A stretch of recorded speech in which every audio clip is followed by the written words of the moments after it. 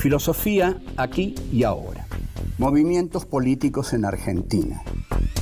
La ilusión en el progreso histórico era la bandera fundamental de la izquierda política. Sí, que se rompa, pero que no se doble. Querían pobres sometidos y tienen, en cambio, anarquistas combativos. Los hijos de la llamada chusma inmigratoria exigían ahora educarse, necesitan hacerse a sí mismos. La conciencia política de los militantes aparece en la praxis. Eva Perón es una construcción de Eva Perón. El tercer mundo es el que iba a encabezar la lucha contra la opresión. Cortar de un solo tajo la cabeza de la víbora marxista. Que vengan los capitales de todo el mundo sin condiciones de ningún tipo. Develar cómo fueron los movimientos políticos que dieron forma a este país que hoy tenemos. La muerte de Eva Perón. 1. La bastardía, un modo de ser en el mundo. 2. La lucha por darse un ser. 3. Su proyecto político. 4. Yo no me dejé arrancar el alma que traje de la calle. La bastardía, un modo de ser en el mundo. Hoy nos vamos a ocupar de un tema arduo, difícil y frecuentemente doloroso, muy doloroso. Para algunos, no para todos, pero así es la historia. Unos la ven de una manera, otros la ven de otra manera. Bueno, la cuestión es la siguiente. Dije esto para decir que vamos a hablar de la muerte de Eva Perón. Entonces, tenemos que pensar a este gran personaje de la historia argentina. Pasó por la historia argentina durante 6 años y la dejó su presencia grabada para siempre. Vamos a pensar a Eva Perón desde el concepto de la bastardía, porque estamos ante la presencia de una mujer bastarda, es decir, hija ilegítima. El concepto de bastardía ha sido muy usado por Sartre, sobre todo, que lo hereda un poco de Heidegger. Pero el concepto de la bastardía lo que quiere decir es que el bastardo no tiene linaje, no viene de ningún lado, no está legitimado, no tiene padres, no tiene madres, no tiene un lugar en el mundo, digamos así. Entonces, lo que no tiene es un ser. El bastardo no es. ¿Por qué no es? Porque no tiene nada que lo haga ser. Un hombre es todas las cosas que hace. Entonces, yo, a esta altura de mi vida, soy todas las cosas que he hecho en mi vida. Ese es mi ser. Hoy no soy todas esas cosas. Las soy en el modo de que ya no las soy. Aunque las soy, ese es mi ser, porque eso es lo que yo hice, ese soy yo. Pero en este presente, es un presente que me arroja a mis posibles siempre. Porque no soy una roca, soy un ser humano y el ser humano siempre tiene posibilidades que lo arrojan hacia su futuro. Pero el bastardo no es porque no tiene nada detrás. En cambio, es lo contrario del oligarca. El oligarca tiene un linaje que se remonta hasta los próceres de la patria. Borges, por ejemplo, que tenía una obsesión con esto, siempre traza un linaje que lo lleva hasta los primeros heroicos guerreros de la argentinidad. La bastardía de Evita surge porque su padre, Juan Duarte, que es el amante de su madre, por supuesto, había tenido con ella 5 hijos y no los había reconocido. Uno de ellos se llama Juan Duarte, que va a ser el hermano de Eva. Entonces no los había reconocido y esta es la condición de bastarda de Evita. Digamos que en Heidegger diría que este es uno de sus existenciarios. ¿Qué quiere decir esto? Que es una de esas condiciones, de esas marcas que le hacen ser lo que va a tener que ser, pero a partir de una carencia. carece de ser, carece de pasado, no es legítima, es hija ilegítima. Entonces, lo que nunca es un señor bien y un oligarca es un ilegítimo. ¿Cómo va a ser un ilegítimo si justamente vive de su linaje? Entonces, el bastardo es un ser inauténtico porque no tiene la autenticidad del ser que lo antecede, del ser que lo hace ser lo que es. No, va a tener entonces que inventarse. Y esto es lo que apasiona a Sartre de la figura del bastardo. El bastardo es un ser que no tiene definición, porque es bastardo, pero que al no tenerla, está todo arrojado hacia el futuro y tiene que ir inventándose a sí mismo. Tiene que ir haciéndose él lo que va a ser. Su ser lo tiene que construir él. Esto es lo que hace Eva Perón. ¿Era una bastarda? Bueno, no tengo nada atrás, bueno, pero ahora yo me voy a inventar a mí misma. O sea, Eva Perón es una construcción de Eva Perón. Ella traza, elige y lucha por el destino que quiere, y ese destino, formado por sus elecciones vitales, es el ser que va a tener. No es curioso, entonces, que Evita se acerque a los otros bastardos de la sociedad. ¿Quiénes son los otros bastardos de la sociedad? Y bueno, es la clase obrera, son esos negritos que llegan a Buenos Aires. Bastardos, no tienen nada, llegan solos, un poco con algunas familias, pero ¿quién los va a reconocer?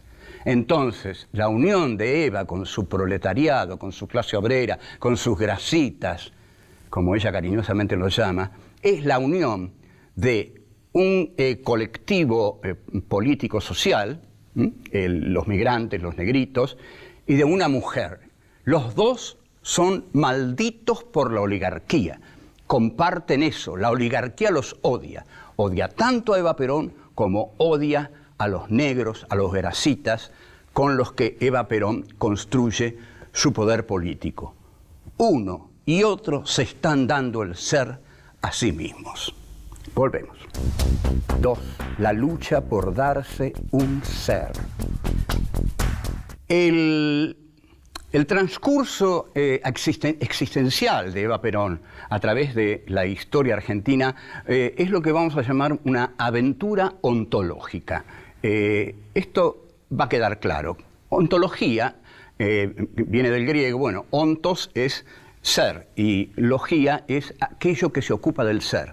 O sea, una aventura ontológica es una aventura que pertenece al campo del ser, de lo que es y de lo que trata de darse la densidad de ser. Todos nosotros tratamos de tener la densidad de ser. Creemos que tenemos la densidad de un ser y de que somos lo que creemos que somos, pero corremos el enorme riesgo de ser lo que los otros quieren que seamos, porque estamos todo el tiempo abiertos a lo que nos dicen, que al final somos dichos, somos pensados, somos interpretados. Decimos toda la vida lo que nos dicen que tenemos que decir. Y así entonces vivimos bajo el señorío de los otros y nunca tenemos un verdadero ser. Tenemos el que nos encaja el poder. Hay una lucha en la existencia de Eva Perón. Eva Perón se da cuenta de su carencia de ser. ¿Cómo soluciona esta carencia de ser? ¿Cómo deja atrás su bastardía? Bueno, primero uniéndose hacia la otra clase bastarda que hay en la Argentina, ¿no? Los proletarios. Y también inicia su carrera hacia el poder. Lo que Eva siente es que no solo Perón le va a dar la consistencia de ser alguien, sino que ella necesita una consistencia estamental, objetiva. Se casa con Perón, lo cual le implica un gran reconocimiento en cuanto a su carencia de ser algo. Ahora es la esposa del presidente de la República. Perón incluso un 9 de julio, el primer 9 de julio, la lleva al Colón ante la indignación de toda la clase ilustrada. ¿Qué hace esa prostituta en el palco presidencial? ¿Por qué era una prostituta? Porque había sido una actriz. Y en 1946, una actriz, era sin más una prostituta. Entonces, como la odiaban tanto a Eva Perón, se preguntan todos los señores bien que van al Teatro Colón, ¿qué hace esa prostituta en el palco presidencial? Este fue un acto revolucionario de Perón. Que se casara con Eva Perón es excepcional por parte de Perón. Piensen después con quién se casó y establezcan la diferencia entre un Perón y otro, y se puede establecer esa diferencia basándose en las dos mujeres que tuvo al lado.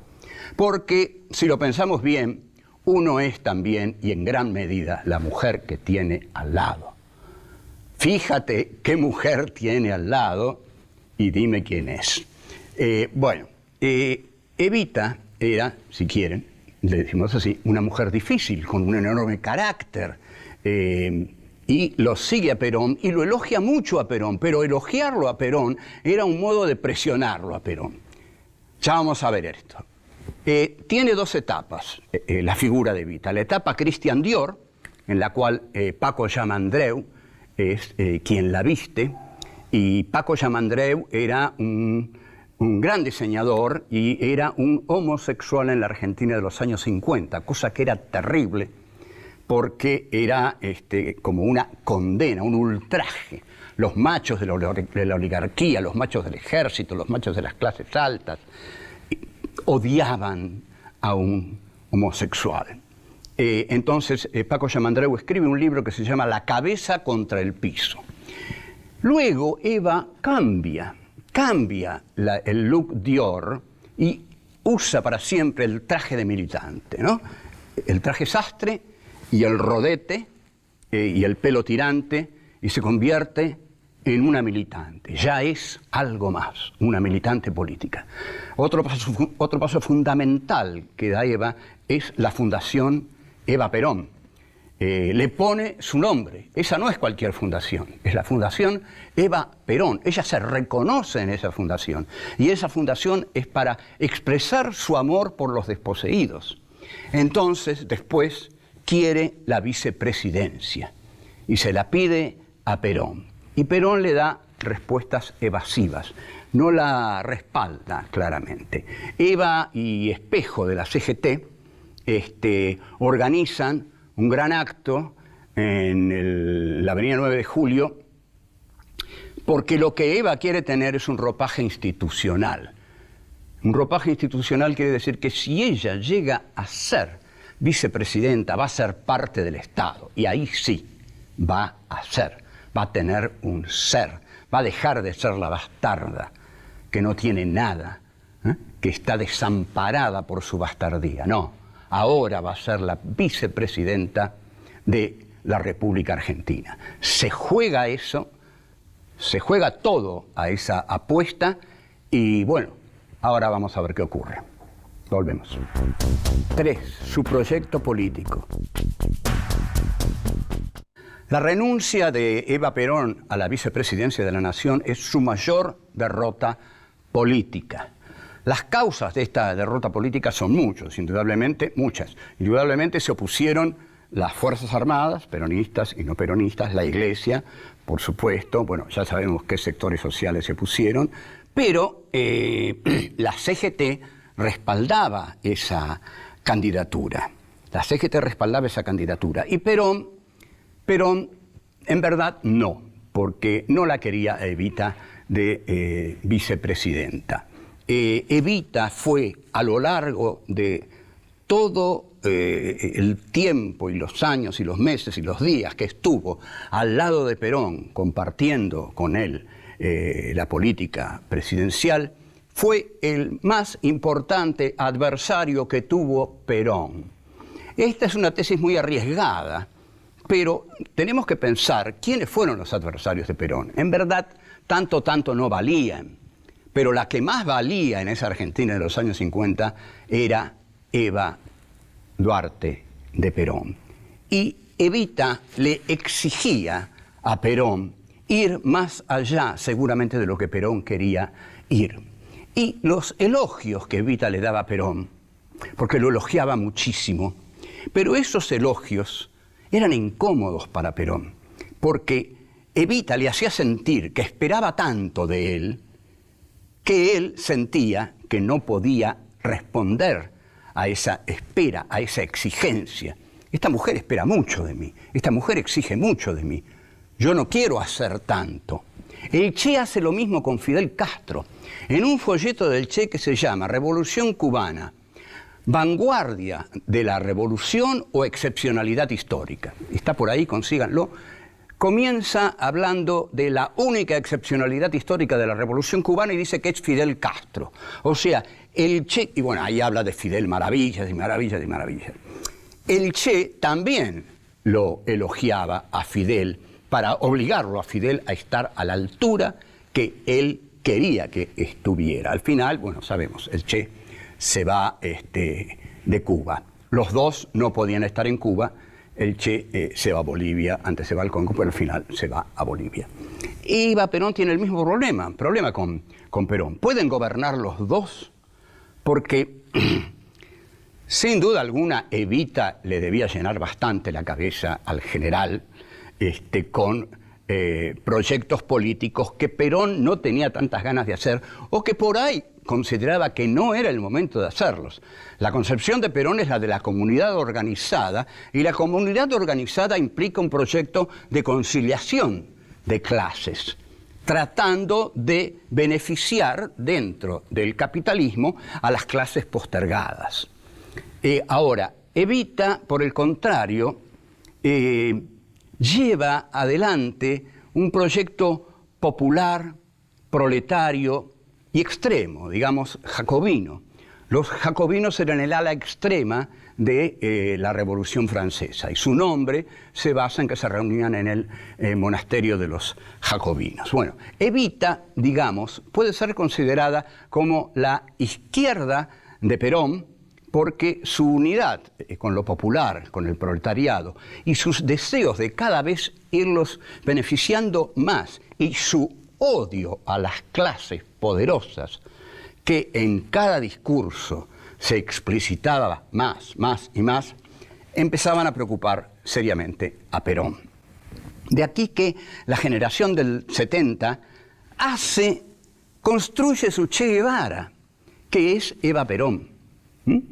Por eso los montoneros lanzan una consigna que es famosísima: si Evita viviera sería montonera, lo cual es una petición de principios que, digamos, se discutió mucho en esa etapa, ¿no? Porque si Evita viviera sería montonera, si Evita viviera estaría en la lucha armada, lo cual los que no estaban en la lucha armada, sino que hacían trabajo político de superficie, también creían que Evita estaría con ellos de haber vivido. Ahora, hay algunas preguntas que nos podemos hacer y que son apasionantes. ¿Qué hubiera hecho Eva frente al bombardeo del 55? ¿Cómo hubiera reaccionado después de esa barbarie? Porque eso sí que fue una barbarie. Bombardear una ciudad abierta e indefensa fue un acto de barbarie. Bueno, ¿qué podemos deducir de esto? Le hubiera dicho a Perón que había que pelear en ese mismo momento.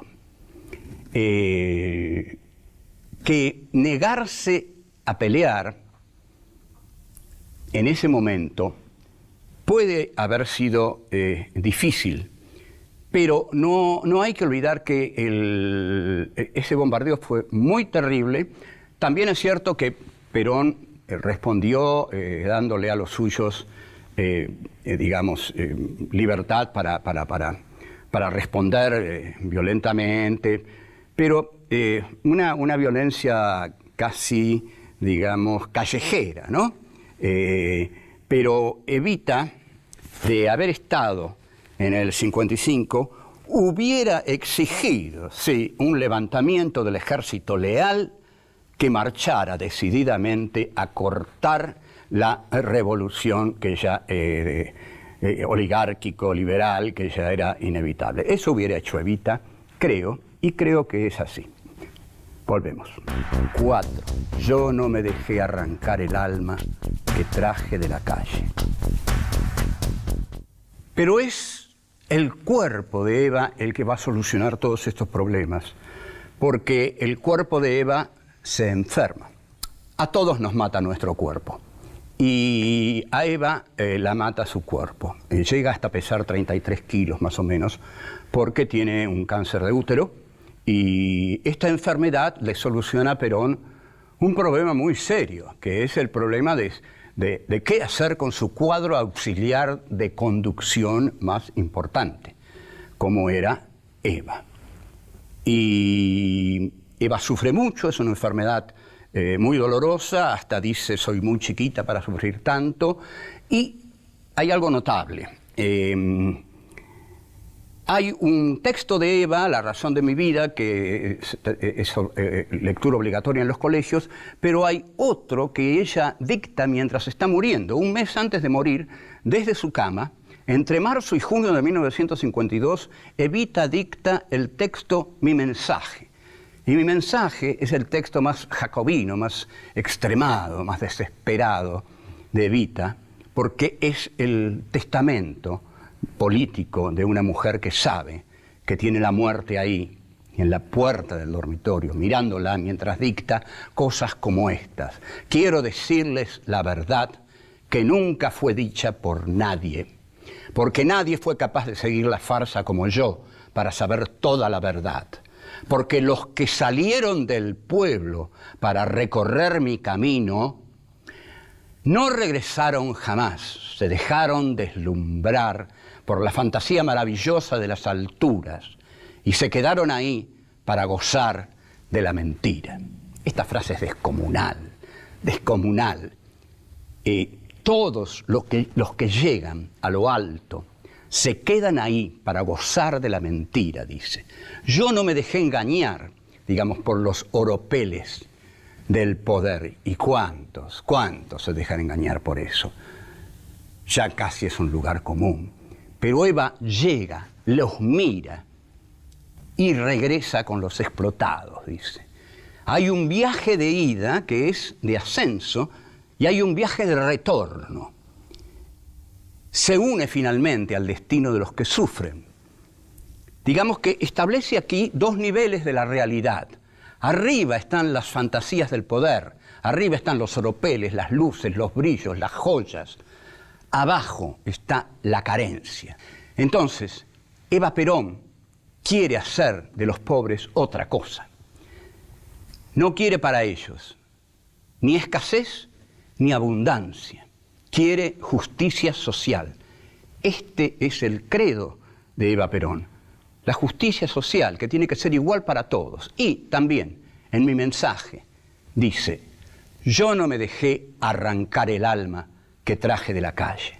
Por eso nunca me olvidé de las miserias de mi pueblo y pude ver sus grandezas. Yo no me olvidé del alma que traje de la calle. Y esto es fundamental. En otros pasajes dice, yo vi la mentira cara a cara, por eso sé de lo que hablo, por eso sé lo que les digo. En Mi mensaje, Eva Perón habla mucho de los traidores, muchísimo habla de los traidores, hasta que llega a una frase fundamental. Tengo más miedo de la oligarquía que nace en el corazón de los dirigentes peronistas que de la oligarquía que derrotamos el 17 de octubre.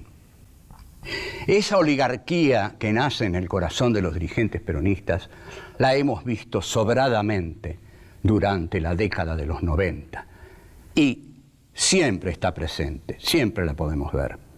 Y en los dirigentes de todos los partidos políticos, por ejemplo, sin duda.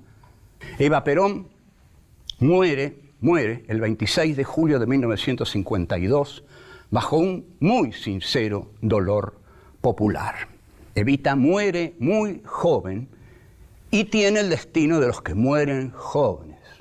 Los que mueren jóvenes mueren puros, mueren sin contradicciones, porque mueren sin quebrarse ni una sola vez, porque en la existencia de cada uno de nosotros hay momentos de quebraturas, de rupturas, hay momentos en que morimos y nos levantamos.